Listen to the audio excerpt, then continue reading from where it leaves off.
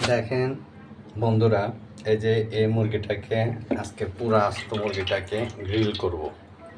যারা যারা গ্রিল খাবেন কমেন্ট করেন, তাহলে আমি তাদেরকে বলবো আসার জন্য। আমার ঠিকানা বলে দেব। যারা যারা এই যে আস্ত এই মুরগিটা দেখছেন, প্রায় 2 কেজি 2.5 কেজি হবে, অনেক বড় একটা মুরগি। মুরগিটা অনেক বড়, এটা পুরাটা গ্রিল করব। গ্রিল করলে খেতে খুবই মজা হবে। এখন আস্তে আস্তে এটাকে আমি মশলা দিয়ে ডুবিয়ে রাখবো।